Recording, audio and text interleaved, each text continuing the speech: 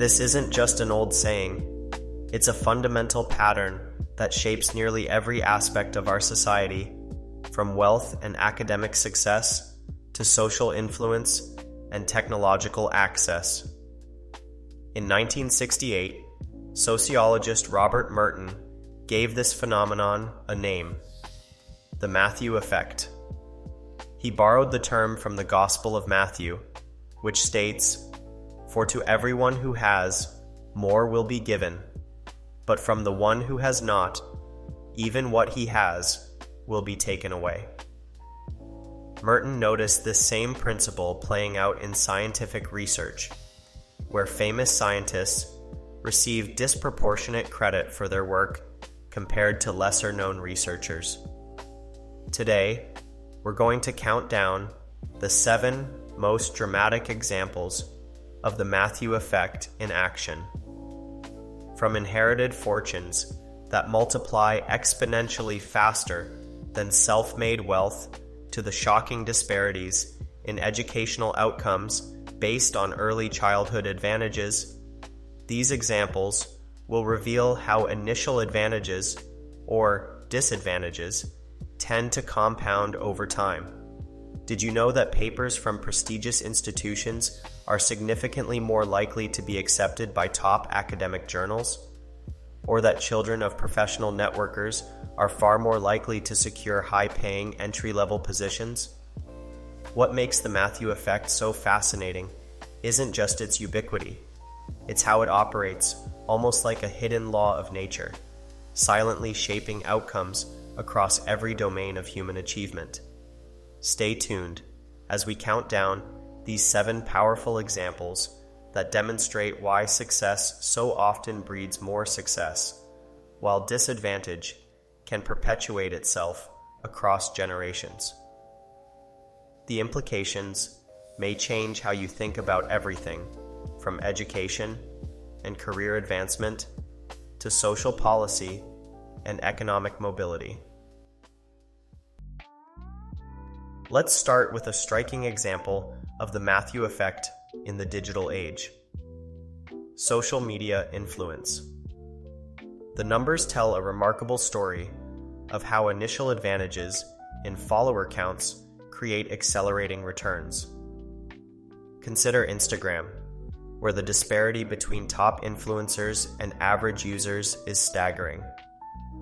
While the median active Instagram user has between 150 to 200 followers, the top 1% of influencers typically have over 1 million followers. The mechanics of this digital divide are built into the very algorithms that power these platforms. Take TikTok, for instance, where the average engagement rate is 2.65%, already the highest among social media platforms. This algorithmic preference creates what I call the invisibility threshold, a barrier that new creators must overcome before they can gain meaningful traction. Think of it like trying to start a fire with wet wood.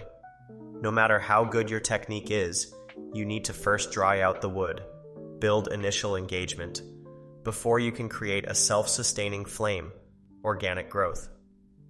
But here's where it gets even more interesting. This digital Matthew effect extends beyond just follower counts. Top streamers have seen a 61% increase in average engagements over a 5-year period, meaning their growth rate itself is growing. The implications of this go far beyond social media metrics. In an era where digital influence increasingly translates into real-world opportunities, from brand deals to book contracts to speaking engagements, these compounding advantages create ripple effects that touch everything from career opportunities to economic mobility. For young creators and entrepreneurs, understanding this dynamic is crucial. It explains why simply creating good content isn't enough. You need strategies to overcome these initial barriers. More importantly, it highlights why early support and network effects are so critical in the digital economy. This pattern of accumulated advantage in social media is just our first example of the Matthew effect, but it perfectly illustrates how small initial differences can expand into vast chasms of inequality over time. As we'll see in our next examples, this same principle plays out in even more fundamental ways across society. Our next example of the Matthew effect might seem academic, pun intended, but it reveals something profound about how we evaluate and reward intellectual contributions. Let's talk about academic citations, where the rich get richer phenomenon shapes the very way we build human knowledge. Here's a startling fact that was discovered from analyzing citation patterns. Just a small percentage of academic papers receive the majority of all citations. Think about that for a moment. Even within the realm of peer-reviewed research, where merit should theoretically be the only factor, we see the same pattern of accumulated advantage. But why does this happen? Well, imagine you're a researcher writing a paper. You need to cite previous work in your field. Which papers are you most likely to discover and reference? Naturally, the ones that have already been highly cited. They appear first in database searches, they're referenced in other papers you're reading, and they're more likely to be mentioned in conferences and discussions. This creates what I call the prestige spiral. Highly cited papers become more visible, leading to more citations, leading to even greater visibility. And here's where it gets really interesting. This effect extends beyond just papers to entire institutions. Research indicates that papers from prestigious universities are significantly more likely to be cited and accepted in top-tier journals, even when controlling for quality. The implications of this go far beyond just academic pride. Citations influence everything from tenure decisions to grant funding. When highly cited researchers apply for major research grants, they're significantly more likely to receive them. This additional funding then enables more research, leading to more papers and more citations. A perfect example of advantage building upon advantage. But perhaps most concerning is how this affects scientific progress itself. Important work from lesser-known researchers or institutions might go unnoticed simply because it hasn't accumulated enough initial citations to enter this virtuous cycle of visibility. Groundbreaking ideas might remain in relative obscurity, while already popular research areas continue to accumulate disproportionate attention and resources. This pattern has become so pronounced that some journals now intentionally seek out and highlight papers from less prestigious institutions, trying to break this cycle. But the underlying dynamic remains. In academia, as in so many other areas, initial advantages tend to compound over time. What makes this example particularly fascinating is that it occurs in a system explicitly designed to be meritocratic. If the Matthew effect can shape something as structured and peer-reviewed as academic research, imagine how much more powerfully it might operate in less regulated domains, which is exactly what we'll explore in our next example. What happens in a child's first few years of life creates ripples that expand into waves of advantage or disadvantage throughout their entire academic journey and beyond. By age 4, children with educated professional parents will have heard approximately 30 million more words than children whose parents are on welfare. 30 million words. Think about that gap for a moment. This initial vocabulary advantage turns out to be a powerful predictor of future success. Research shows that vocabulary size in infancy strongly predicts linguistic and cognitive abilities, not just at age 4, but even at age 8. Think of language like compound interest for the brain. Every new word a child learns becomes a building block for learning more words. A larger vocabulary makes it easier to guess the meaning of new words from context, to understand more complex explanations, and to express more sophisticated ideas. Each advantage builds upon previous advantages, creating an accelerating curve of linguistic development. Studies have found that the quality and quantity of early parent-child verbal interactions are strongly predictive of later academic achievement. Children who start with larger vocabularies tend to read earlier, understand more of what they read, and consequently read more often. A child who reads well is more likely to enjoy reading, which leads to more reading, which improves their reading skills even further. Meanwhile, a child who struggles with reading is more likely to avoid it, falling further behind with each passing year. Research shows that vocabulary size is positively correlated with academic performance, with correlation coefficients ranging from 0.6 to 0.8, an incredibly strong relationship in social science terms. Parents with larger vocabularies tend to speak more with their children, using more varied language, which in turn gives those children larger vocabularies, creating a cycle that can persist across generations. Understanding this pattern helps explain why early childhood education and language intervention programs can be so crucial. They're attempting to break this cycle before these small initial differences have time to compound into major life outcomes. Let's talk about something that might make you uncomfortable: the hidden power of professional networks. Here's a statistic that reveals just how crucial these networks are. Approximately 85% of jobs are filled through networking rather than public applications. That's not a typo. 85%. Think of professional networks like a snowball rolling downhill. Every connection has the potential to lead to more connections. Each job can lead to more prestigious opportunities, and every prestigious position opens doors to even more influential networks. Studies show that 70% of professionals hired had a connection at their company. But here's where it gets interesting. Children of professional networkers are significantly more likely to secure high-paying, entry-level positions. The compounding nature of professional networking creates what I call opportunity cascades.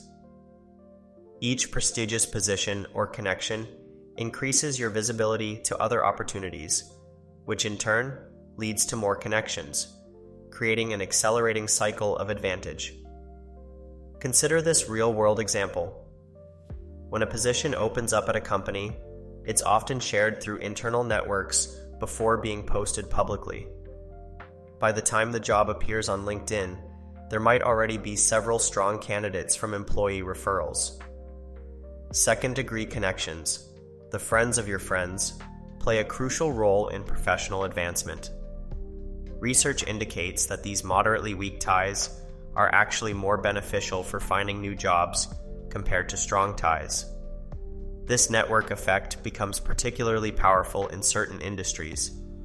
In tech startup funding, for instance, having connections to established venture capitalists dramatically increases your chances of securing investment. In academia, knowing the right people can lead to more research collaborations and citations. The implications for social mobility are profound. When such a high percentage of opportunities flow through professional networks, those who start with fewer connections face an uphill battle that becomes steeper over time. Understanding this dynamic is crucial for anyone trying to build a career. But it also raises important questions about equity and access in our professional world. How do we create more open and accessible pathways to opportunity in a system where initial advantages tend to compound so dramatically? Let's examine how something as seemingly simple as having a fast internet connection can create cascading advantages that compound over decades. The data reveals a startling picture of how technological access shapes economic destiny in ways that might surprise you.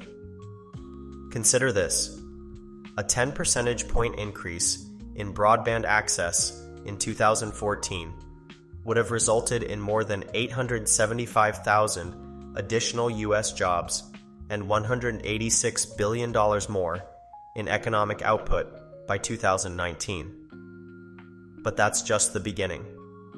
When we look at internet speeds, adding just 10 Mbps to average download speeds in 2016 led to 139,400 additional jobs. The implications become even more striking when we look at remote work opportunities. The past few years have shown us that high-speed internet isn't just a convenience. It's increasingly a gateway to economic opportunity. Workers with access to faster internet speeds have access to a broader range of remote job opportunities, regardless of their location. Think about it this way: better internet access leads to better remote work opportunities, which often lead to higher income, which enables investment in even better technology and skills, creating a self-reinforcing cycle of advantage. Meanwhile, those with limited internet access face increasing barriers as more opportunities move online. This digital divide becomes particularly stark when we look at rural areas. Rural broadband supports nearly $100 billion in manufacturing activity, and a 10% increase in broadband availability in rural Kentucky correlated with a 3.4% increase in the annual growth of small, rural manufacturing businesses. But areas without this infrastructure often face declining opportunities, leading to what economists call digital desertification, where lack of technological access creates expanding zones of economic disadvantage. The pattern becomes even more pronounced when we look at early exposure to technology and career outcomes. Children with early access to high-speed internet and digital tools develop digital literacy skills that become increasingly valuable in the job market. They're more likely to pursue technology-related education and careers, leading to higher earning potential and better access to future technological innovations. But perhaps most telling is how this technological advantage intersects with other forms of privilege. Areas with higher median household incomes tend to have better internet infrastructure, which in turn attracts more businesses and creates more economic opportunities, leading to even higher incomes. A perfect example of the Matthew effect in action. Consider the compounding nature of this advantage. In OECD countries, households with just 2 Mbps broadband speeds are more likely to gain an additional $800 compared to those without broadband access. Now imagine how this small initial advantage multiplies over years and generations as technology becomes increasingly central to economic opportunity. This technological Matthew effect has profound implications for global inequality. As our world becomes increasingly digital, initial disparities in technological access don't just persist, they expand. Each new technological advancement tends to benefit those who already have strong digital foundations, while those starting with limited access fall further behind. Understanding this dynamic is crucial not just for individual success, but for addressing broader societal inequities. When we talk about bridging the digital divide, we're not just talking about providing internet access. We're talking about breaking a cycle of compounding disadvantage that shapes economic destinies across generations. Now we arrive at perhaps the most literal example of the Matthew effect: wealth accumulation. Here's where we see the principle, money makes money, play out in stark mathematical terms that reveal why economic inequality isn't just persistent, it's accelerating. Let's start with a striking illustration. If you begin with $1 million and achieve a conservative 7% annual return, after 20 years, you'll have about $3.87 million. Meanwhile, someone starting with $10,000 might be lucky to get a 3 to 5% return due to more limited investment options, resulting in just $18,000 after the same period. This isn't just a difference in scale, it's a difference in the very mechanics of wealth accumulation. But the real story gets even more interesting when we look at inherited versus self-made wealth. Data shows that inherited fortunes tend to grow faster than self-made ones, creating what economists call dynastic wealth. Why? Because inherited wealth comes with more than just money. It comes with financial education, established networks, and access to sophisticated investment opportunities that aren't available to most people. Consider this. The top 1% in the US held approximately $35.8 trillion in wealth by the end of 2022, which is more than 8 times the wealth held by the bottom quintile. But what's truly revealing is how this disparity grows over time. The top 1%'s share of total wealth grew from 17% in 1990 to 26% by the end of 2022, while the bottom 50%'s share remained relatively stable at around 3%. This isn't just about having more money, it's about having access to entirely different financial universes. While most people's savings sit in low-yield bank accounts, larger amounts of wealth can be invested in higher return opportunities like private equity, real estate portfolios, and sophisticated tax advantage structures. The intergenerational aspects make this even more powerful. When wealth is passed down, it often comes with crucial advantages beyond just money. Financial literacy, professional networks, and early exposure to investment concepts. This creates what I call compound privilege, where financial, social, and educational advantages combine and multiply over generations. What makes this form of the Matthew effect particularly potent is its mathematical inevitability. Given enough time, even small differences in rates of return create vast chasms of wealth. It's like 2 trains starting at slightly different speeds. Over a long enough journey, they'll end up impossibly far apart.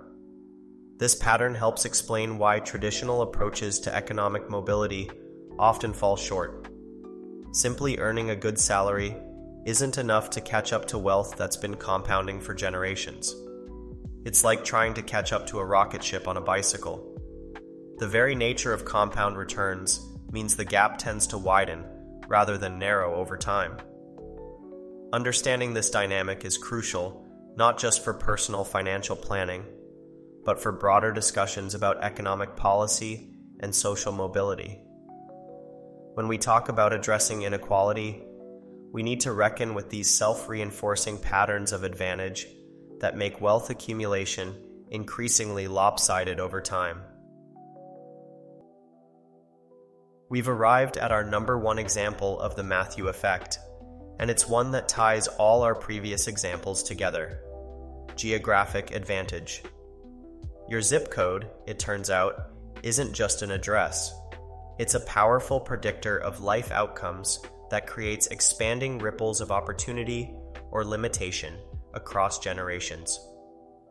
In Chicago, life expectancy can vary by up to 30.1 years between different neighborhoods. Think about that. 3 decades of life determined largely by which part of the same city you live in. But this isn't just about Chicago. In 56 of America's 500 largest cities, residents can expect to live at least 20 fewer years than those in other neighborhoods, just blocks or miles away.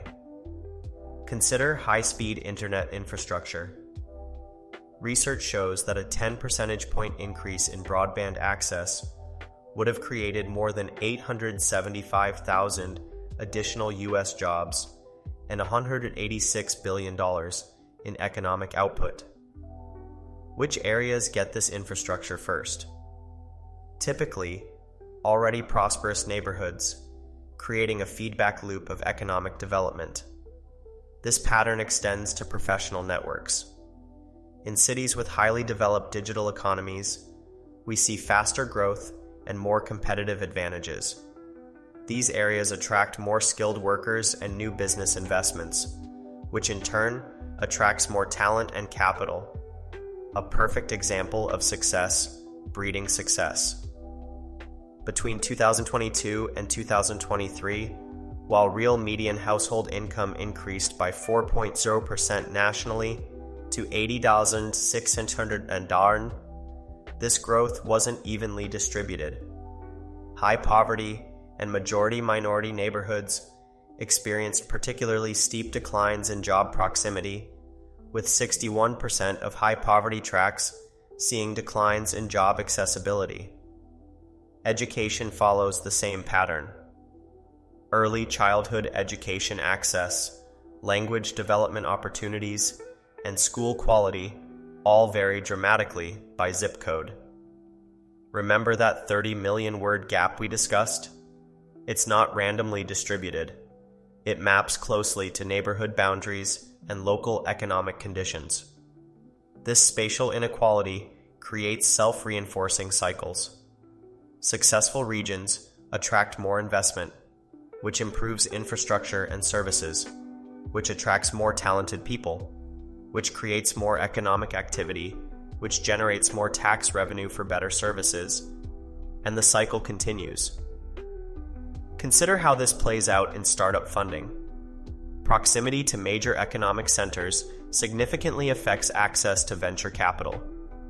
The San Francisco Bay Area alone accounts for 28% of active venture capital firms, but holds 42% of active portfolio companies and 56% of venture capital available to be deployed.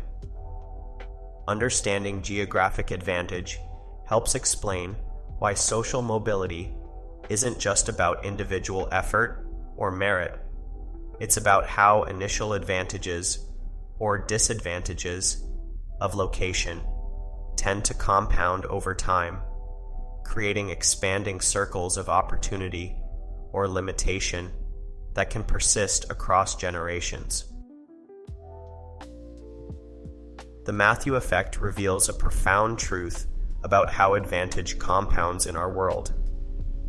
From social media algorithms to generational wealth, from early childhood vocabulary to geographic opportunity, we see the same pattern emerge again and again. Initial advantages, no matter how small, tend to multiply over time. But understanding this pattern isn't just an academic exercise. It's a lens that can fundamentally change how we think about success, opportunity, and social change. First, how might understanding the Matthew effect change your approach to creating opportunities for others? When we recognize that small initial advantages can compound dramatically over time, does that change where and how we choose to invest in people and communities? Second, can you identify a Matthew effect operating in your own life or community? Perhaps it's in the way certain neighborhoods attract more investment while others face disinvestment, or how social connections in your industry tend to cluster and compound. Third, what interventions might be most effective in breaking these feedback loops? If advantage tends to compound, should we focus more resources on early intervention? How do we design systems that don't just perpetuate existing advantages? Finally, How might technology both amplify and potentially disrupt these Matthew effects? While digital platforms can accelerate the accumulation of advantage, could they also create new pathways for disrupting traditional patterns of privilege? These aren't just theoretical questions.